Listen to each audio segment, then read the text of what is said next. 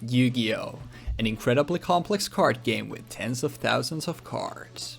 However, what if each set was separated from the rest of the massive card pool and your choices when building a deck were extremely limited?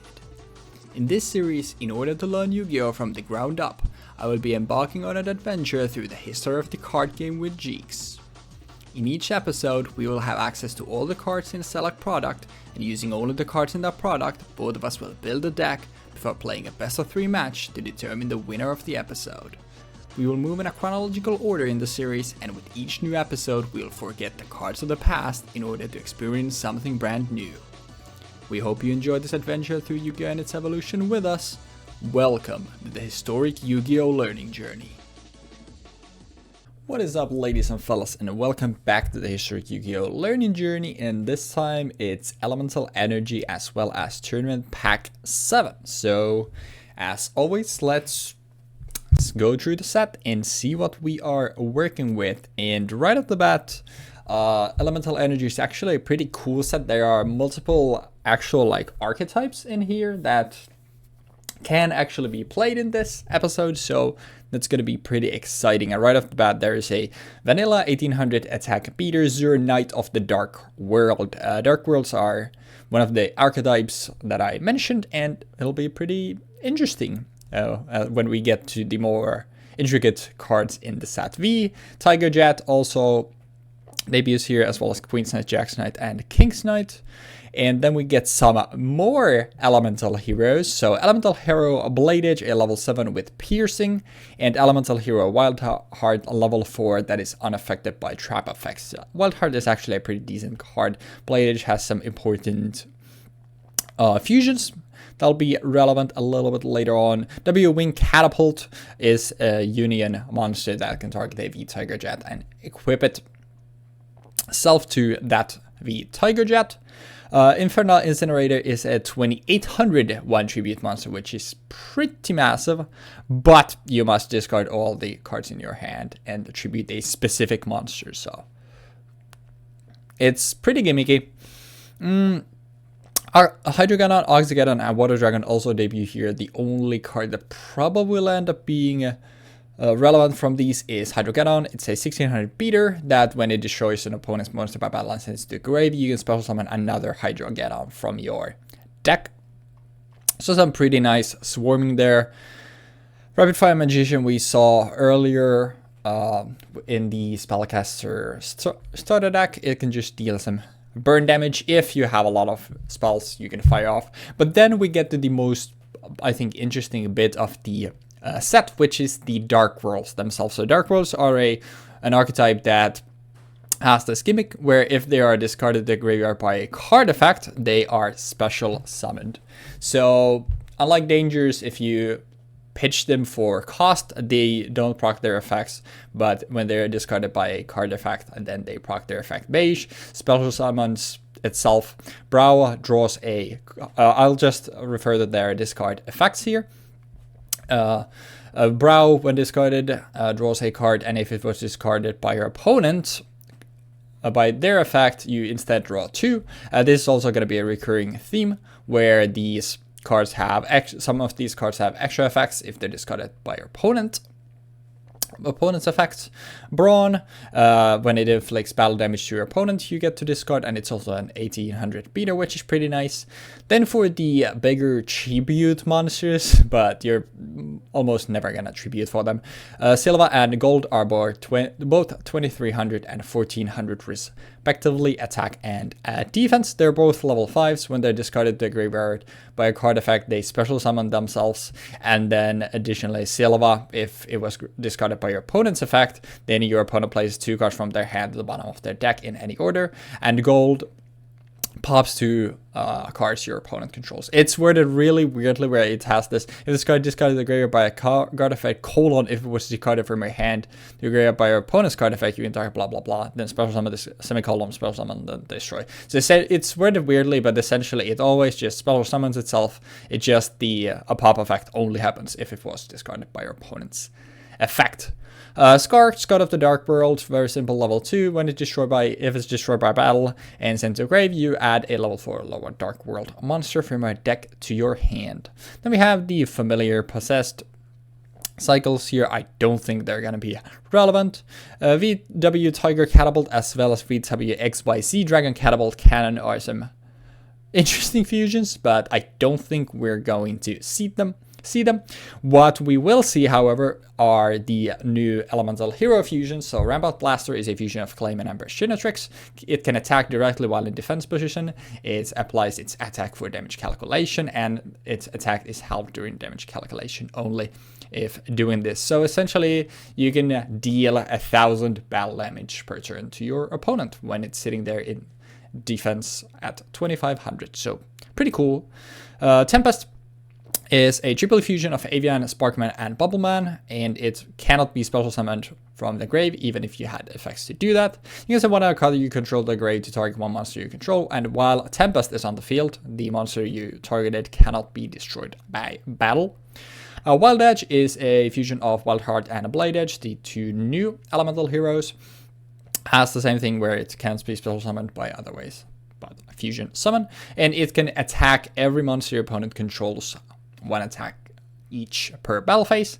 And Shining Flyer Wingman is essentially just a Flame Wingman on steroids. It's a fusion of Flame Wingman as well as Sparkman. It has the typical Flame Wingman effect, where when it destroys the monster by battle and the graveyard, you inflict damage equal to your opponent to the monster original attack in the grave. But additionally, it also gains 300 attack for each elemental hero card in your graveyard, which if you properly summon Flame Wingman and then you also use Sparkman here, will be at least 4 for a pretty nice 1200 boost for Burst Tricks, Avian, Flame Wingman, and Sparkman. So pretty cool stuff.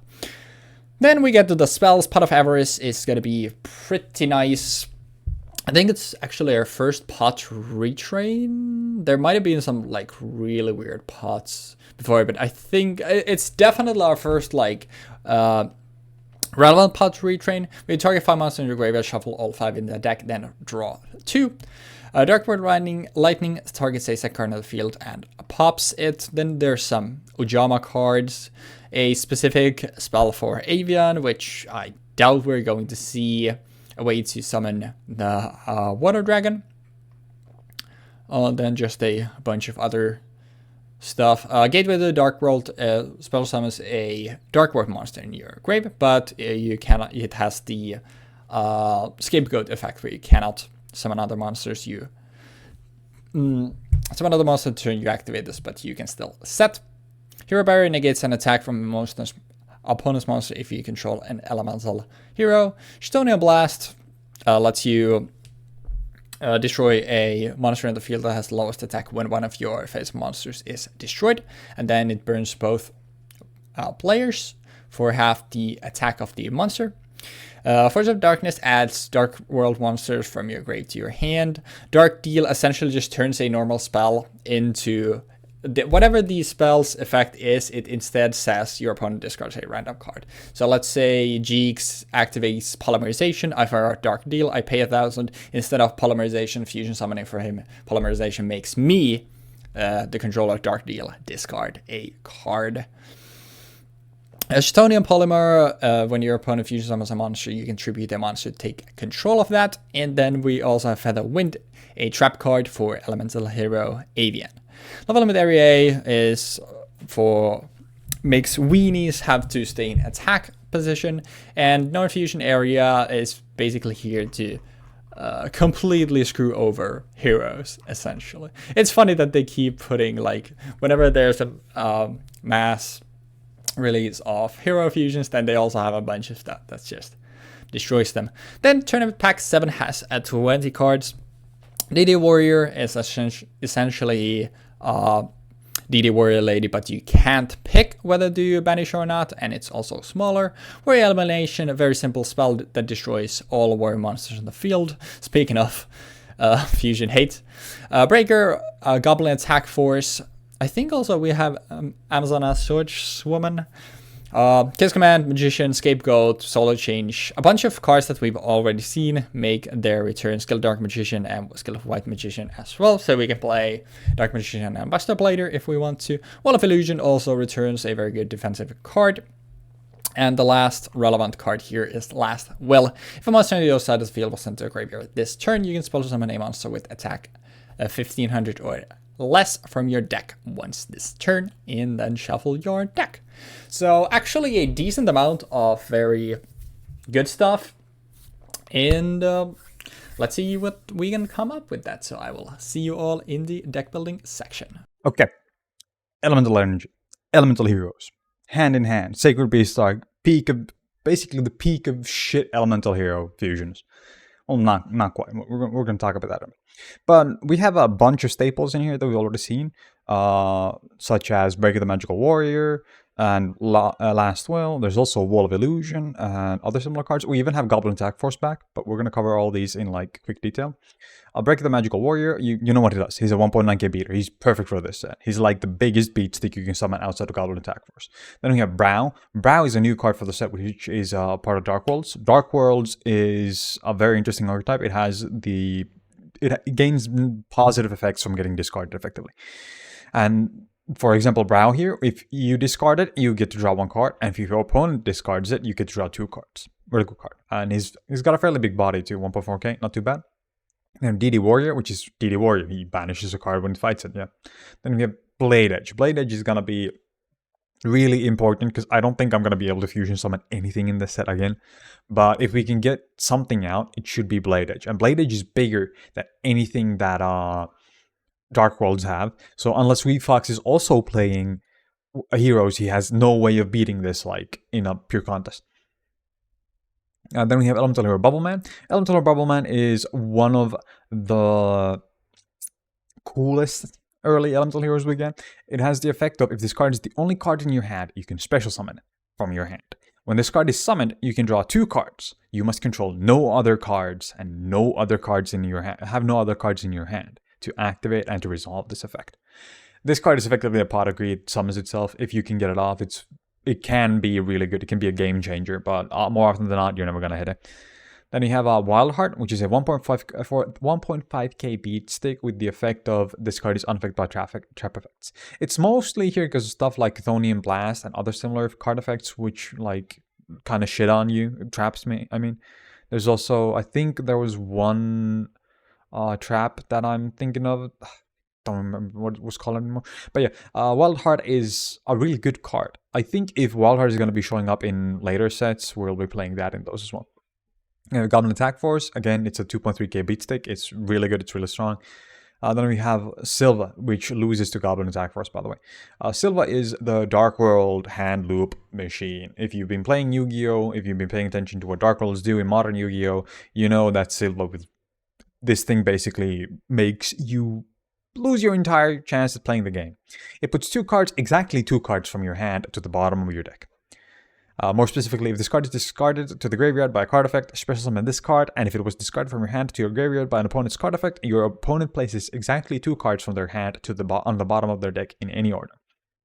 This card is a menace. It's a fucking monster. Like, literally disgusting. It's a free special summon in the Dark World deck, and on top of that, it's also hand looping it. Then you have Wall of Illusion. This is going to be the de facto defensive card because it fucks over Silva, it fucks over Blade, it just fucks over a bunch of cards. It's really good overall. I would say that if we're going to see any kind of defensive play, it's going to be mostly revolving around Wall of Illusion. Then we have Burstinatrix. Burstinatrix is a 1.2k beat stick again, as per usual. And then we have Clayman, 2k wall, as per usual. These two are a part of Rampart Blaster, which is going to be our second defense wall alongside Wall of Illusion. They have Dark World Lightning, which is going to be a card that Dark Worlds are going to be using to set up a lot of their plays, mostly because of the fact that I'm going to be playing a lot of defensive cards, such as Clayman and Wall of Illusion, maybe. So Dark World Lightning kind of goes around those, and then on top of that, it lets you discard after the effect has resolved, or as their effect resolves, which allows you to then trigger effects like Silva or Brow. To be specific, it has target one set card on the field, destroy that target, then discard 1 card. Simple as. Rather than having it be discard 1 card, then destroy a card on the field. It's really important that the effect is in this order. For Dark Worlds, I mean. Getting the last will. Last will is a card we've seen a couple times. I don't think it's that great in this set because most of the good cards that we want to summon are 1.6k or like just 1.6k, or they're not very good. But I think Wall of Illusion, Bubble Man, Wild Heart, Burstinatrix, Clayman, all of these cards are enough to justify us using Last Will. I don't know how often we're going to hit it, but if we hit it, it's going to be really good. Polymerization, as per the rule that we can play Polymerization in any deck we want now. Pot of Avarice. Pot of Avarice is the fucking best. This card was banned for like 10 years. Now it's at 3. I'm baffled. It's fucking insane to me. But yeah. Then we have Chthonian Blast. Chthonian, sorry, I should probably explain that. Target 5 monsters in graveyard, shuffle all 5 cards into the deck, then draw 2 cards. We have a lot of monsters in here, in case you didn't notice. So recycling those monsters and drawing a card, it's +2, or it's +1 on top of refueling your shit. This card is going to be a menace with Dark Worlds. Then Chthonian Blast. Chthonian Blast is the only combat trick for non-fusion monsters in this set, which kind of sucks for me, because fusions get shit on. Oh, actually, there's also a Hero Barrier, which we're going to talk about in a sec, but fusions kind of get completely shit on here. Okay. Chthonian Blast is effective when face-up monster control is destroyed and sent to the graveyard. Destroy the one face-up monster on the field that has the lowest attack. Your choice if tied. And if you do, inflict damage to both players equal to half of that monster's attack. This card can just completely like shit on my day, and I'm kind of expecting it to. Side deck, DD Warrior, extra copy, because running 3 kind of felt like, oh, I'm not going to have enough cards in the graveyard to run Pot of Avarice, and I'm never going to get to hit Last Will, for example, if I have too many of this in the deck. 2 copies of Blade Edge, if we decide we want to go really ham. 1 copy of Wild Heart, if you want to like replace Browse, for example. More Wall of Illusions, because I thought running too many of these is going to be susceptible to Dark World Lightning. More 3rd copy of Burstinatrix, if we decide we want to go more into a Rampart Blaster angle. 3 copies of Gateway to the Dark World if we decide to side into Dark Worlds for some reason. Dark Deal, which negates spells such as Polymerization, Pot of Avarice, Dark World Lightning, and Last Will, and changes their effect to your opponent discards 1 random card. And that way you can activate Browse effect to draw 2 cards, for example. Then we have a Hero Barrier. Hero Barrier is a negate 1 attack from opponent's monster. You must control a face-up elemental hero monster to resolve this effect. It's not very good. It's kind of clunky. I have a bunch of heroes here, but odds of them being on the field is kind of low. Then we just fill the deck out with every single hero fusion, extra deck out with every single hero fusion we could do. We could do Flame Wingman, Shining Flare Wingman, which is the cover card for this set. We could do Tempest, but most importantly, we can do Rampart Blaster, which is a 2.5k defensive wall, makes it bigger than any other monster in the set in terms of pure defense. You can't even like run over it with anything outside of Blade Edge and the next card that we're going to be discussing. And I guess Shining Flare Wingman and Tempest, yeah, Tempest too. But you would have to be playing heroes to use these. But yeah, basically just sits on the field and is a defensive wall. You won't get over it. That's it. And then we have Wild Edge. Wild Edge is probably not gonna hit the field, but if it does, it's gonna be kind of sick. So Wild Edge has the effect of this card can attack every monster your opponent controls, 1 attack on each monster per battle phase. Oh yeah, Scapegoat is in this set, right? Yeah. Scapegoat is a really, really good target for this, basically. I think this deck is better than the previous deck, but I don't know how good it is, like actually. We'll see. We'll see how it works out. But yeah, good luck to the games. Welcome back, guys and gals, and here is what we have come up with for today. So as always, let's take a look at the deck and see what we have whipped up. And yeah, we're going to be playing Dark Worlds. I think it's been a little while when we've actually gotten a proper, like, full, quote-unquote, full archetype in a set. I think the last might be Gravekeepers. It feels like it was Gravekeepers. I'm probably missing something. Obviously ignoring these structures. So I figured, why not? And obviously there's a bunch of heroes. So actually, let me start on that. So there's a bunch of heroes. We already know every time heroes are available to be played, Jeexx is going to be playing them. So I know he's going to be playing heroes, but I felt like with Chthonian Polymer, non-fusion area, and Warrior Elimination all being in the available in the episode. I feel like that's already, let's say I run 3 copies of each, that's 9 silver bullet cards, which is not gonna be fun. So normally I obviously wouldn't know what my opponent is playing, so I figured like let me not just throw them all in the main deck. So instead I'm gonna be siding most of these. I still have 2 non-fusion area in the main because I didn't really know what else I would want to put in the main deck initially. Obviously my deck doesn't want to be fusion summon, and there were multiple like fusion lines available in the episode, so I feel like it's still like it definitely makes sense to play this, and if all else fails I can use non-fusion area as discard fodder.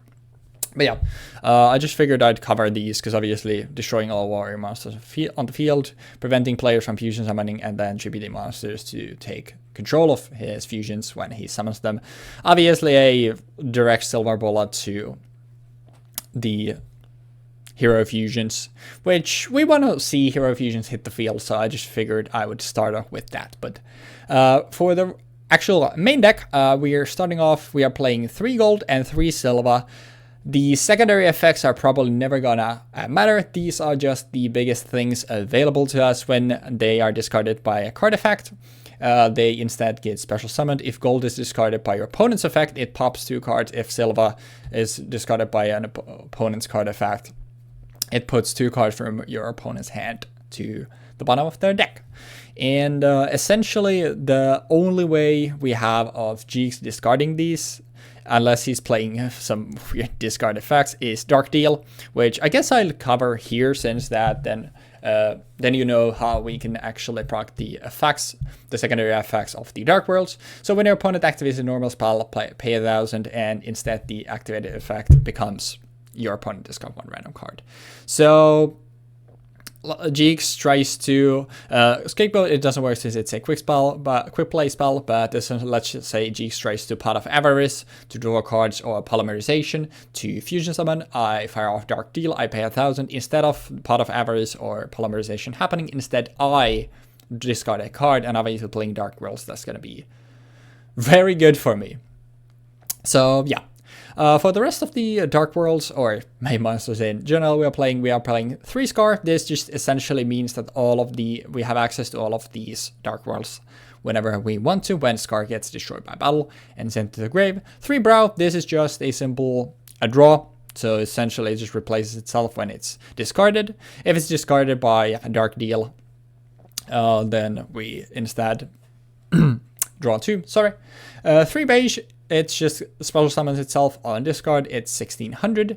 Baron is 1,800, and when it inflicts battle damage to your opponent, you can discard 1 card, so it's not mandatory, but we can, to proc our Dark World effects.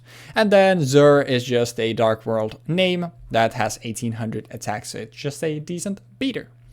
The rest of the main deck, as for the spells, we are running 3 Dark World Lightning. There's actually a decent amount of good back row here, so will be nice to be able to pop that. I can also pop Jeexx's sets. There's stuff like a Rampart Blaster here, so Jeexx is probably going to be on Clayman, so we can also pop his monsters obviously with this.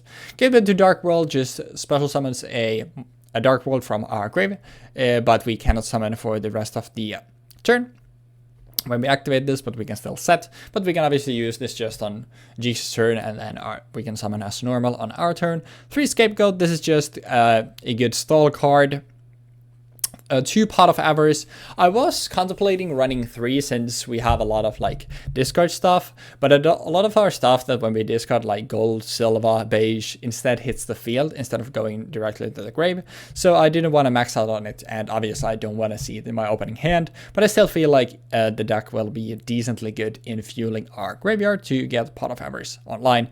Dark Deal, we also already covered. The Forces of Darkness targets 2 Dark World monsters in our grave to add them to our hand, so this just lets us reuse our discards on important stuff. Most importantly, gonna be a Brow, as well as Scar, being able to reuse Scar to get more. As for the side, I already covered these, but as for the monsters, we are running 3 Hydrogeddon if I just feel like I want more field presence with monsters. 3 Wall of Illusions, which I was really contemplating main decking, since obviously most of the Rumble Blaster we're going to be swinging directly, but every other fusion wants to actually be swinging into monsters to get their value. So will be obviously insane if we can bounce them back to his extra deck with Wall of Illusion. But I didn't want to, once again, like I didn't want to essentially metagame against a specific deck. It's Wall of Illusion is still obviously very good, but additionally I'm already running 21 monsters and I felt like I didn't want to go too heavy on monsters. And finally, we have 3 Goblin Attack Force. This is just if we want easily accessible 2300 beaters. So, extra deck, well, I just threw all the Elemental Hero fusions there, so I could talk about them. We're not going to be fusion summoning, obviously, but pretty interesting stuff, all things considered. So, will be interesting to see how the deck performs. I'm pretty excited to be playing this. I love being able to play full archetypes in these episodes, so obviously I'm very stoked to see what Jeexx has come up with his heroes. So let's see if we can finally see a hero fusion hit the field, and hopefully you enjoy the episode. So I will see you all in the dueling zone. Ladies and lads, welcome back to the Historic Yu-Gi-Oh! Learning journey, and this time we're tackling Elemental Energy as well as Tournament Pack 7. So, how are your energy levels today, Jeexx? I'm quite in my element today. Fuck. I was thinking like, okay, if I steal one of those, which is I think the more obvious one, then how will I adapt on the fly? But he's too ready. He's too good. Don't worry. You're a professional, clearly, and I think being a professional. I was gonna go into it. I think being a professional, you've learned from last time, that you actually go scissors here. I'm sorry to say, I haven't learned shit. He's adapted though. Guessed wrong on the 50-50. Let's go. Oh my god. Best of luck. Best of luck, good sir. I will set 1 card face down. I pass. Oh. This is gonna go into a Dark World Lightning, into a Silva, into a I take 2 cards, then I hand loop, and GG's. Go next. Now it's funny that it's gonna go into Dark World Lightning. Yes. Into a Silva, but it's if you throw from if it's your effect. Okay. It would have been quite gross. It's too good. Yeah. But yeah, I would also like to normal beige. And we'll just get in for a moderate at 39, if you don't mind. Damn. Let's go main 2. I will set a back row and I will pass. I love Dark Deal. Dark Deal is my favorite. Yeah. Well, normal summon. Oh. Breaker, the magical warrior. You are allowed to do that. And I will kill this thing. Yep, that is also something that you can do. I will take 300 points of battle damage. Do this. I will activate it in response and get what the 4 sheeps, baby. What the fuck? Don't worry about it. Okay, I guess this is gonna be, or you can't attribute those. Yeah, there cannot be attributed for a attribute summon. Good. And yeah, this is supposed to go to the grave. 700? I'm thinking of... What could you possibly be thinking? Yeah, no, it doesn't make sense. Yeah, I'll just get in with Silva for 7. Main 2. And... actually, I will just pass. Okay, go standby main. I'm gonna set 1 card. I'm gonna pass. Seems pretty good. Draw standby main.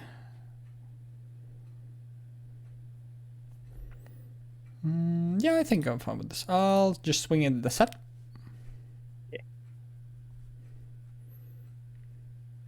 Yeah. I'm assuming. Yeah, I was gonna say. I'm assuming you would like to banish main 2, and I will actually. Dark World Dealings? No, I will just like to pass. Dark Road Dealings is not in the set yet. Okay. That's a lifesaver. That's a good thing. Yeah. Then I will set one card and pass.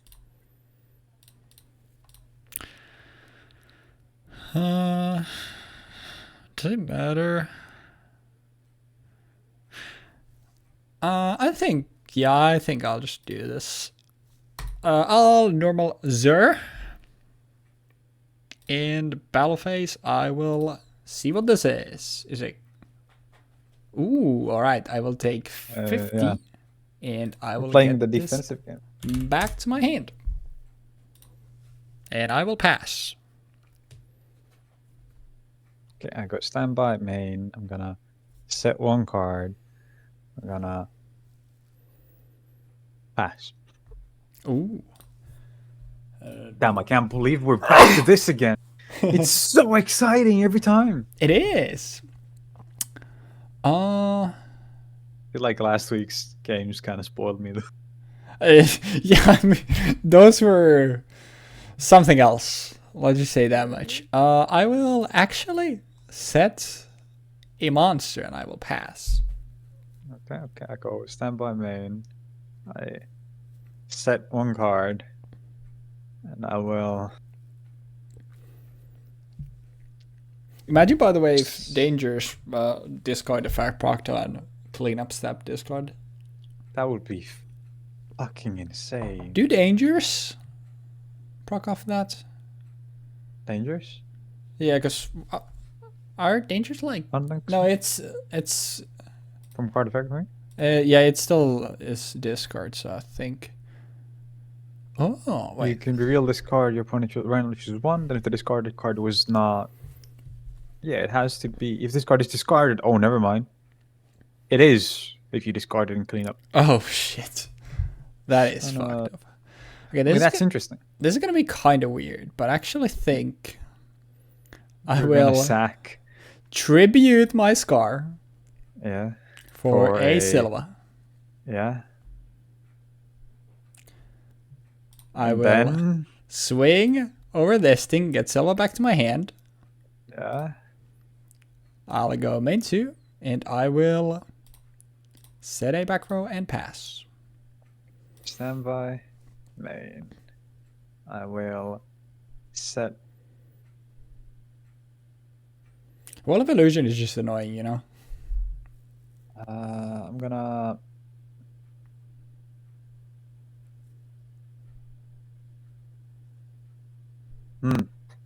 I feel like you've kind of screwed yourself over here, and that's a part of why I'm not really going on the offensive here. Oh yeah, with the scapegoat? Yeah, because you can't really go wide. Yep. So you can't like I can kind of just sit here and I keep setting cards and slowing you down because you can't tribute these. Yep. So I'll just keep doing that. Seems pretty good. I will draw a standby main. It's actually interesting. I do think I want to see what this is, though. I would like to normal Zur, go battle, and swing in this, if you'd allow me. Would you like to banish? I did, yes. Yep. And otherwise let's go it's kind of worthless. Main 2, and I think I'll just pass.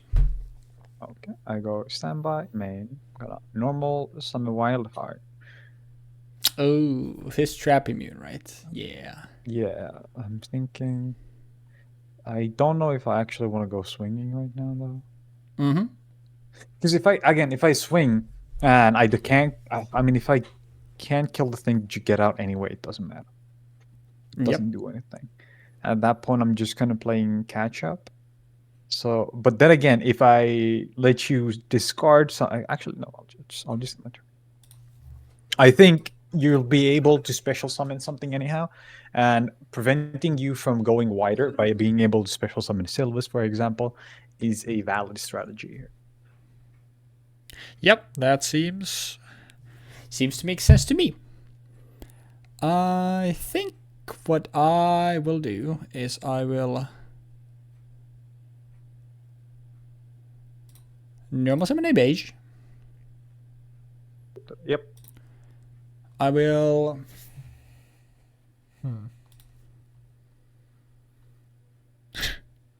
This is kind of weird, but I actually think I will switch one of my tokens to attack.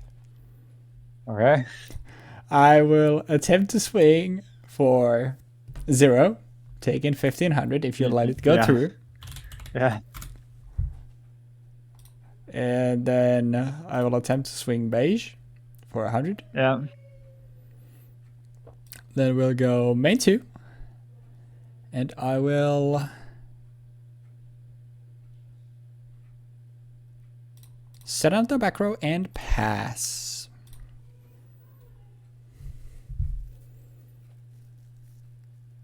This has been an interesting game. It's time. Oh, is it time? I'm gonna Yu-Gi-Oh! GX opening finish. I'm listening.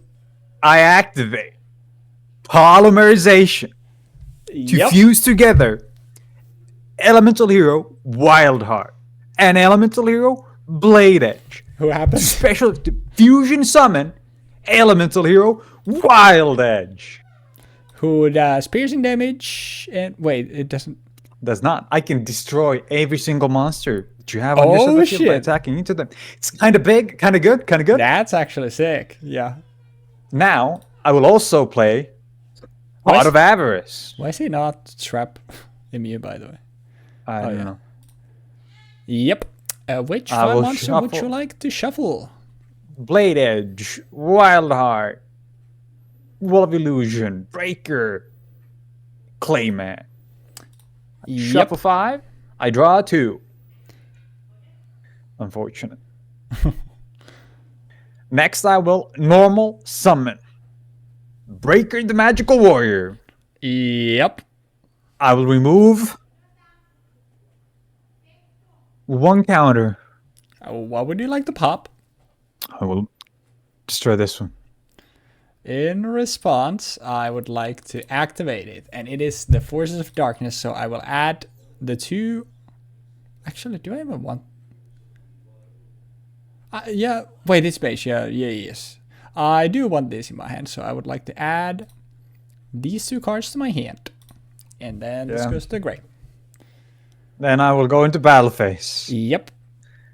I will attack a token. The token is dead. I will attack a token. The token is also dead. I will attack a token. That is also dead. And I will go for beige. Beige also dies, and I take 1000 damage for that. And then I will attack directly with Breaker the Magical Warrior. I will take it. 16. Whoa. Then I pass. Yep. Huh.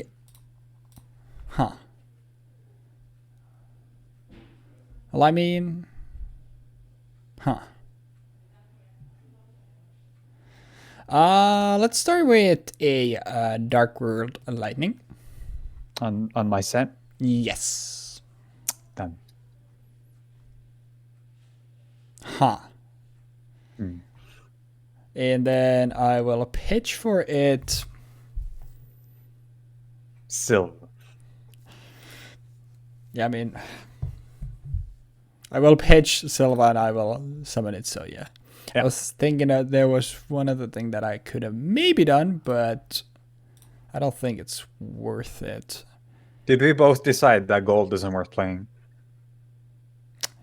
We'll just have to wait and see. I was thinking that if we both play Dark Worlds, it's worth playing gold, because gold can fuck shit up if you hit him. Yeah, in the mirror it would be kinda nasty. It would be. Now there's a, quite large problem, which is the fact that Elemental Hero Wildest is quite massive. Yeah. I will... This sucks. I can't do it. I was gonna do something really cool, but then I got hit with a monster in my hand that I can't use. Oh. That's anyhow, lovely. I'm gonna normal summon Bubble Moon. Yep. I will attack your Silva. Silva goes to the grave. I take 300. I will attack your face down. It's Wall of Illusion, isn't it?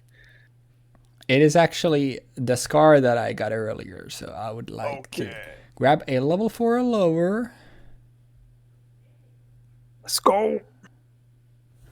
Huh, here I actually kind of have a choice. I think...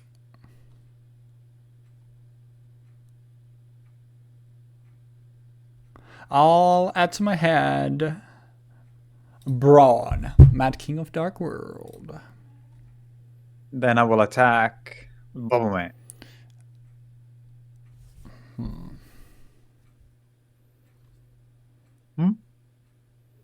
Yeah, I will take 800. Okay, let's go. And I pass. So the idea why I've summoned Bubble Man here is specifically to negate the Chthonian Blast that you obviously have set on the field.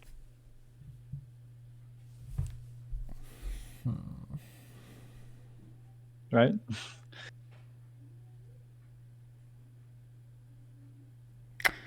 I will accept the turn. Shit. Will you? I will.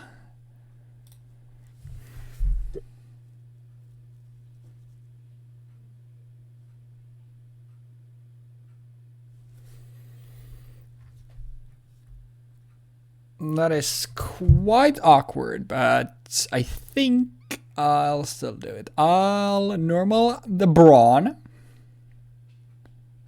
Then I will go Battle Phase, and I will swing over Bobbleman for 8,000. Yep. And then I would like to discard for Brawn, and I think what I will discard is a Barrow. So I will draw a card. Then we'll go main 2. And yeah, I will just pass. This kind of sucks. I got hit with something I did not want at all.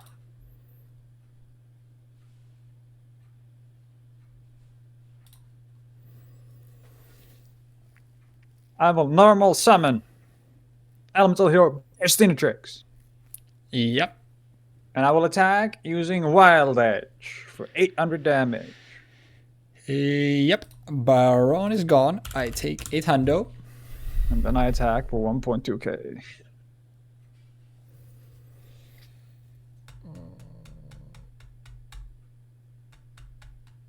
It's acceptable. I think you're still fine if you have a Gateway of the Dark World. You're still fine.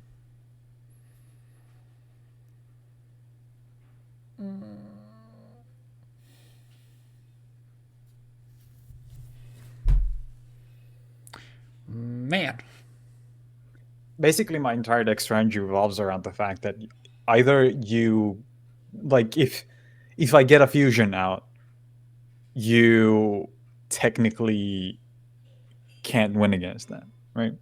Because these things are so big that you need to do something outside of the scope of simple attack numbers. Yeah. And my main fusion actually is supposed to be Rampart Blaster, and this is a one-off. This is not meant to be the thing that I get out, because I can't imagine a world where I can get this thing out.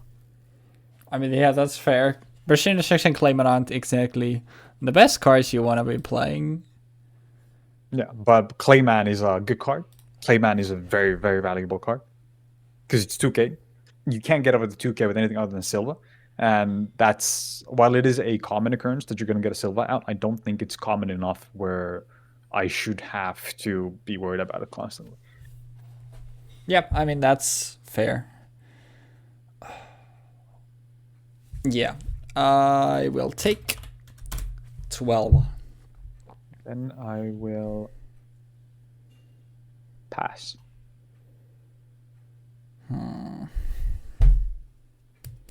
This is where I have to think. Gateway. Gateway, Silva, get 2.3k. It's not going to be enough to kill, though. Because if I was, hypothetically, if I was Yugi Muto in this situation, What would my next draw be? Your next draw would possibly be maybe another brow. Maybe scapegoat. Scapegoat could save you here. No, it wouldn't. Never mind. I have the perfect scapegoat counter in my field. What is my draw going to be?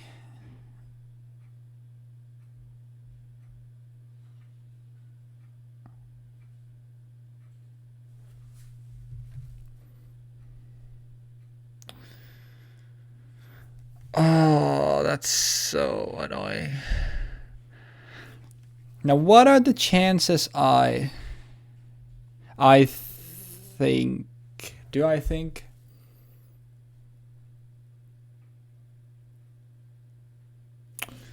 Because...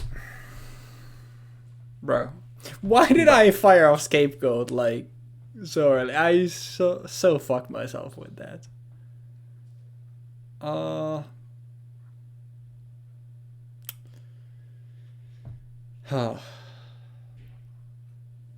Got too antsy. Too scared. Yeah. I think I will do this. I'll fire off Gateway. Let's go, Gateway. What we getting? I will get Silva. Let's go, Silva. 1.1k. I will then accept the turn and fuck me. Actually? Wait, no. Watch him. Actually, okay. This is gonna be... Wait, does it work? Ah, shit.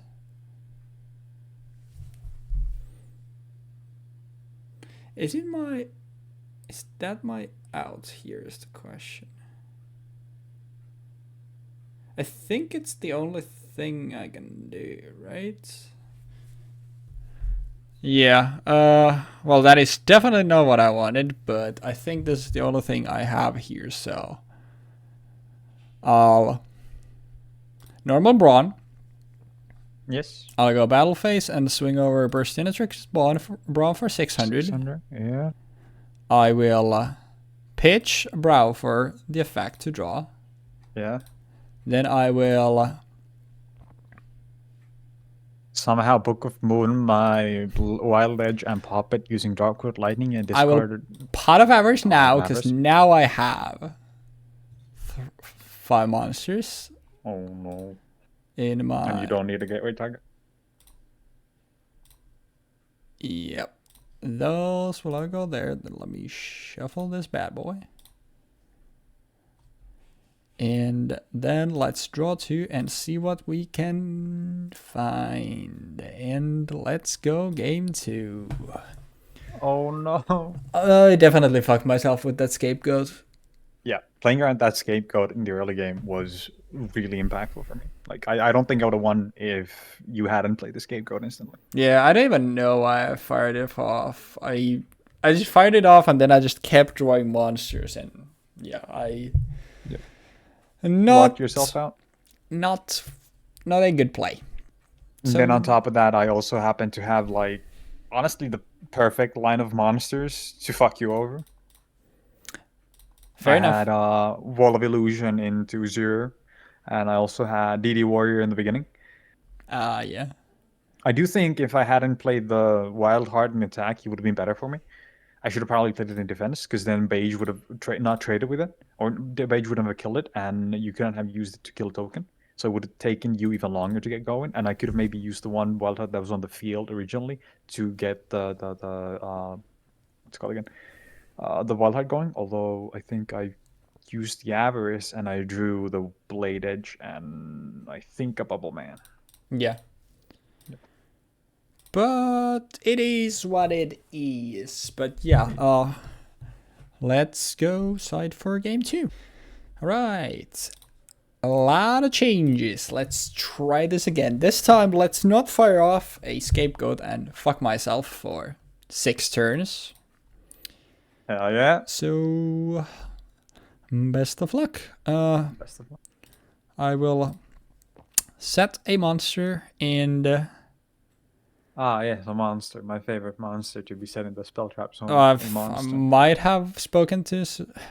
You might have played Silver Sentinel. Now I don't want to do it. No, I will just normal Zur in attack position and pass. Okay.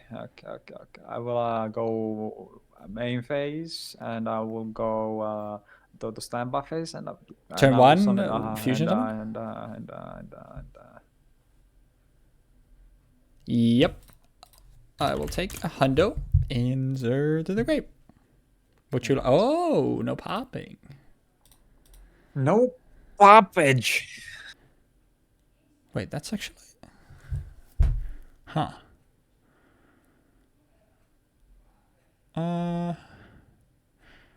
Yeah, I'll just pass. Oh my god! I will summon Wildheart. Yep. I will take 15 and I will take 19. Then I will go in turn. Yep. Oh, you've Silva? got to be fucking joking. Where is it? Where is Silva?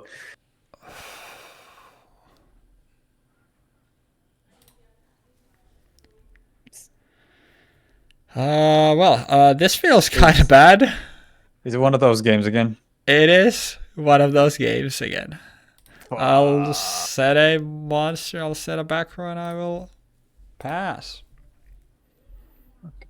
So I'm gonna have to activate Darkwood Lightning targeting this thing. Yep. Is this acceptable? It's a I will bro. discard. I will discard Bubble Man. Yep. And then I will normal summon Burstinatrix. Yep. And I will attack with Burstinatrix. Yep. I will attack with Wildheart. Yep. And I will attack with Breaker. Yep. What a dog shit fucking game. Oh my I'm so God. mad. I have both of these in hand, and this was my next. Oh, I'm so sad. My draws were so fucking atrocious. Now, Yeah, if the now game in had gone hindsight, I on feel longer. so bad because obviously I didn't want to play because I knew you were going to play Warriors. We want to highlight heroes, so I didn't want to just immediately main deck three Warrior off, elimination. Warrior elimination, and three off non-fusion area. So I had them in my side, and game one I just threw with scapegoat, and then game two I sided into them.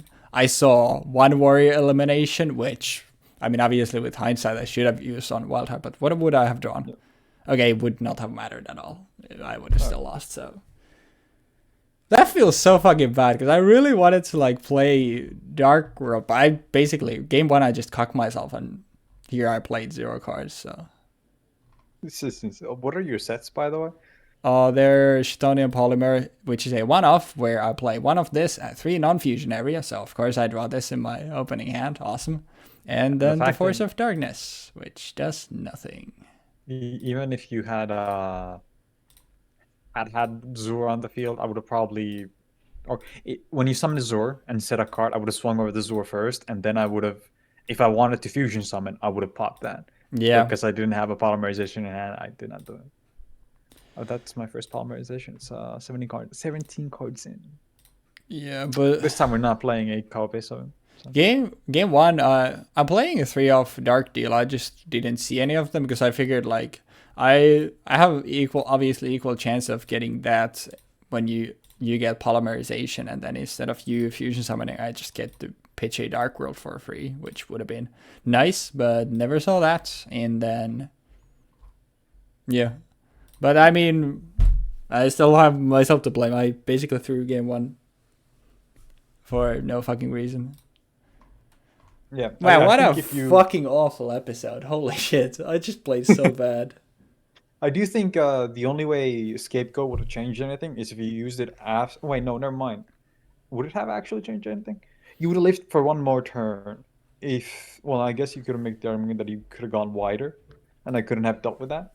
Yeah, because like my hand was basically all monsters, and like I had, what did I even have? I had one brow, one beige, one zer, one gold, and pot of avarice. I think. I think that was my hand. So I think I could have just like kept dropping monsters and probably just beat you down. Obviously, I don't know what your hand was back then, but like. It was 2 bubblemen and a polymerization. Okay, yeah, then definitely that would have worked, but. Yeah. Yeah, I don't know why. I just figured like scapegoat in a vacuum is just so good, but I didn't realize like how aggressive the deck could be with the right cards. Man, it's really showing like when we haven't played in a while. Like you take a small break and suddenly your brain just stops working. Yeah, this was like definitely far between like my worst performance like in the series thus far. I just did not I can't think deny that. that was. It's the first game felt like probably the worst game you've played. Yeah, like for in general. sure. And that's kind of sad in a way. But I do think next time will be better because I think next time is a little more interesting again. yeah, I mean, I'm happy we actually got to see a fusion. So for that, like, I'm happy because it would have been pretty whack to go like basically all of the, because let's just say I don't think Neos is gonna be the more likely hero fusion to hit the fields, and then after that we'd have to wait for like the Omni heroes. I think. Well, next. I think we're gonna see fusions, or maybe not fusions, but we're gonna see something in Enemy of Justice.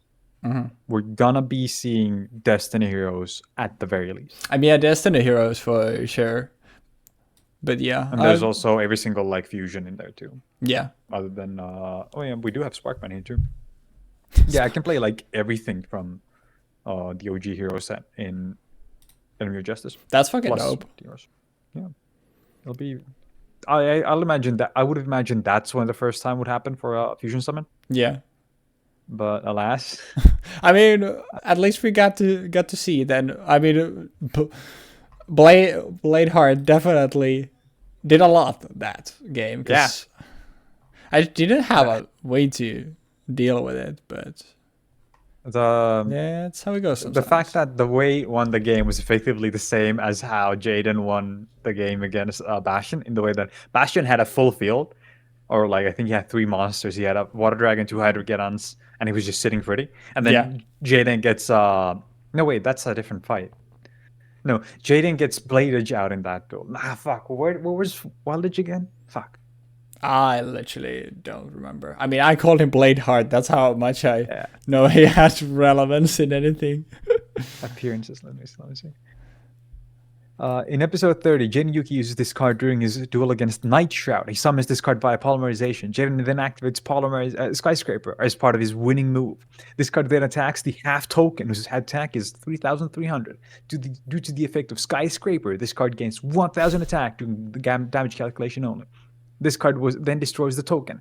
This card then attacks Red Eyes Darkness Dragon, which attack is 3,300 due to its own effect and the effect of Wild Half. Due to the effect of Skyscraper, this card gains 1,000 attack during damage calculation only. This card then destroys Red Eyes Darkness Dragon. This card then attacks and destroys Spear Dragon, winning Jaden the duel. Hell yeah. Amazing. I love this game. What a great duel. But fuck, he uses it to summon... Zane has 3 Cyber Dragons out, and he summons Wild Edge and kills all 3 of them with Wild Edge. Why would you have just 3 Cydras sitting on the field? Cyber and Dragon. Oh, yeah. Jaden was about to destroy it or send it to the graveyard or something, and then he defused it. Gotcha. I was about to say, like, bro, why did you just overlay those 2 of those for a Cyber Nova Dragon and go into Infinity? Yeah. Like, come on, man. Just do that. And then you can attach the Wild Edge to your Infinity and get a Omni Negate. That would be easy. That would be simple enough. 2005. You said you were playing one of Rampart Blast too. What fusion? Other No, fusions were there even? no. I meant like I'm playing one off Wild Edge. I only had one. I had one Blade Blade. Edge in my deck, Yeah. I mean, yeah, and I you had do 3 not Wild want to Ones. draw in that. Yeah, it's the worst one to draw. I played more copies of Burstina Tricks than I did Blade Edge, Yeah. basically. And the reason why I did that was because of the fact that, well, I wanted Rampart Blaster. So I had 3 copies of Clayman, 2 copies of Burstina Tricks, and I figured, oh, I'll be able to use Last Will to filter out into Burstina Tricks and filter out into Clayman if I need. Yeah. And then I didn't draw a single Last Will. And I was like, okay, so like there was also a part of me that was thinking, oh, I can use Pot of Avarice, and Pot of Avarice will give me a decent amount of recursion on the cards that I use. So I Yeah. could actually maybe go for Wild Edge multiple times, which is why I did it in the previous game. Yeah. So, I was also pretty surprised. I mean, I guess in hindsight, like looking, there aren't that many discard effects in the set, but like I was playing 2 Pot of Avarice, so I figured like with Darkbird, I'm gonna get stuff in the grave real fast. I don't think they stayed there, But right?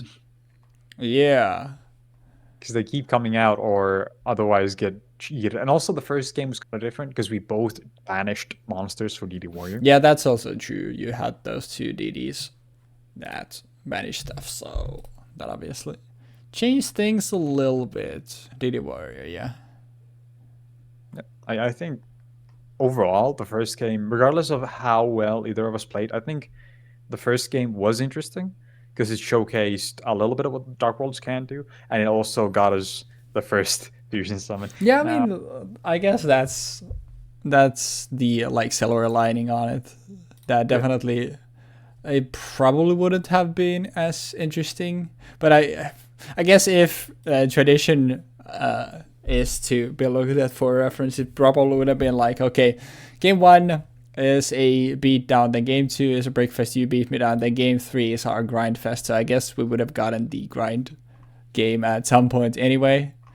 But I think it would have been kind of interesting to have a grind game where neither of us had technically. I don't know. You have warrior elimination in game 3 and game 2. Yeah. If you don't hit the non-fusion zone fusion areas, that's your only way of getting rid of Rampart Blaster, probably. Because Rampart Blaster is too big for you to kill it. Yeah.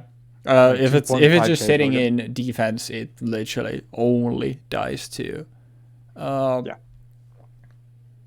What's his face? That was a warrior elimination. Yeah. And gold. That was the big part of like my defensive strategy here. That's why I have multiple Rampart Blasters and multiple Burst Synergexes, because I figured, oh, I'm gonna put good stuff in so I can wall you out in turn 1 and 2. And then from there, I'll try to aim for Rampart Blaster to perma wall you. And then if I lose game 2, sorry, I coughed. Yeah. And if I lose game 1, then I'll just forfeit basically. I'll just grief the next 2 games. Yeah, I mean, at that point it would be really hard for you, for sure. Yeah, so I basically figured I'm gonna go all in on this strat because you don't have a way of removing my bigger monsters outside of me fucking up or you using. You don't even have it. You don't have Chthonian Blast. Nope, I was not playing it anywhere. I went in with the like mental thought process of, oh, I'm not gonna like I can imagine that it'll get shit on if you have Scapegoat, which is what happened. It's why I didn't use it in game 1. But after I used mine, or after I lost mine and cleared the board, in that situation, if the gateway had been Chthonian Blast, you would have won, for example. Because I kill your monster, and it's the lowest monster on the field, and it dies. That's why I was constantly summoning lower attack tower monsters. That's why I didn't want to fire it, because I was like, thinking of firing it like I think 2 turns earlier, but because like you were like clearly playing around Chthonian Blast, so that's why I figured like I mean, Scylla is never gonna get a Wild Edge, so it essentially doesn't matter. So it's just for stalling a little bit longer. Yeah, but yeah, big problem was that I mean, here I just didn't draw anything, and obviously the Scapegoat, I just fucked myself over in game 1. Because if I wouldn't have bricked here as bad, I think for heroes, like winning is really fucking hard in this set. Because how many? Essentially, I have 3 warrior elimination that deal with fusions a lot alongside other stuff. 3 non-fusion area that essentially deal with fusions. The dark deals essentially deal with them as well, because if you ever try to polymerization, I can just dark deal that. That kind of deals with the fusion. And then Wall of Illusion, everything else you have wants to attack into monsters except for the Rampart Blaster. So that kind of also works for the against the fusions. And then just a one-off Chitonian Polymer. If Rampart Blaster hits the field, then I need that. So essentially I had 13 out of my 40 cards that were there to deal with the fusions, but it just never showed up. And obviously gold works for that as well. Like that was also like my idea, because with you obviously wanting to summon stuff with summon the fusions with polymerization, and then there were stuff that I figured like Pot of Avarice that you'd want to play anyway just because it's good. They were like good targets for a dark deal to hit anyway, and that would then give me gold. So I was playing I think 3 gold and 3 silver, but I definitely overestimated like how much discard I had. And then when I decided into the anti-fusion package like warrior elimination and non-fusion areas game 2, then I just took out I think 1 silver and 2 gold, so I had 1 more gold just to make room. Yeah, I think when I created like 2 different decks. Or, well, I guess more than that. I created the good stuff deck, I created the Dark World deck, and I created the hero deck. And for the Dark World deck, I ended up in a situation where I was just thinking about how gold would be good, but I don't think it's gonna be... I don't think you're ever gonna get the effect unless you use Dark Deal, right? And I felt like Dark Deal wasn't worthwhile. Yeah, I mean, gold and silver were essentially both just big bodies that you can tribute over if you need to, but otherwise they're just essentially 3,300 vanillas that you get off your effects. So essentially they serve the same purpose. That's why I was just playing 3 or both. But the then thing is, you can't summon gold off of its own effect unless you gets discarded by an offense effect. It's worded really fucking dumb, but it's the same thing with, I think Snow is her name. She's in the in newer Dark World support. That's when I learned that, because I also thought that gold and Snow can't be summoned unless they're discarded by your opponent. But apparently the semicolon after which there's a special time of discard then destroys those targets. It's really awfully worded. So the special summon happens always as long as it's discarded, but the destroy those targets only happens if it was discarded by your opponent's card effect. Like Snow and Gold are really notorious. I can't remember. I literally learned it from like a YouTube video at some point where that dealt with like problem solving card text, and it used Snow as an example. Because like at some point, like I was just for fun theory crafting a Dark World deck, and I figured like, bro, Gold and Snow are so awful because you literally can't reliably summon them. But then I learned like, hey, okay, you always special, like the easy of it is you always special summon them, but the stuff in between is what you get if there's discarded by your opponent. But yeah, it's worded awfully. And there's no, like, I don't think there's any way, unless you like know it works that way. If you just read the card, like there's no way you would come to that conclusion. Yeah, I feel like the way that Silva is worded is more understandable. Yeah. Like Silva is a special on this card. Then, if it was discarded from your hand to your graveyard by an opponent's card effect, then you do this thing. And it feels like that's how it should be. But at the same time, I think there's like a fucky thing with this. Why it's different, but I can't speak for sure. Because the resolution of the effect is different. The order at which it resolves is different, so it might interact differently. Yeah, I guess that's because, like, if you think of it, like, why couldn't it just be like, if this card is discarded the graveyard by a card effect, special summon it, and then if it was discarded from your opponent's from your hand to your graveyard by an opponent's card effect. You can target up to cards your opponent also controls, then destroy those targets. I don't think there's any reason why it wouldn't be worded like that. Yeah, like, because I was thinking initially, like, would it be timing restriction? But everything is if anyway, so it wouldn't matter anyway. So yeah, I don't know why it's worded that way. Thank you, Gold.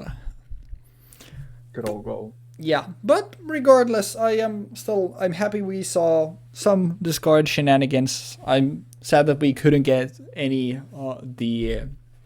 discarded by our opponent's card effect shenanigans because no dark deals.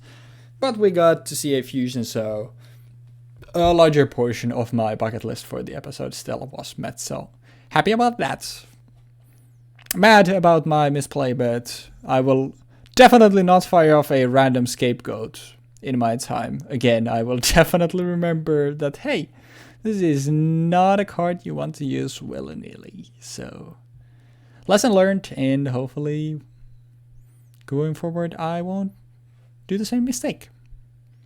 So, hey, we learned something in the end. Yep.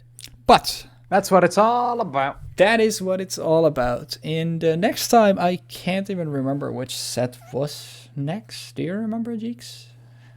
I think it's the one Shadows of Infinity, yeah, or Shadow of Infinity, yeah, the Checkered Beast deck. All right, so Shadow of Infinity is going to be next, and we'll see what we can come up with for that. So stay tuned for that. Thank you for watching this episode, and we'll hope to catch you there next time. Peace.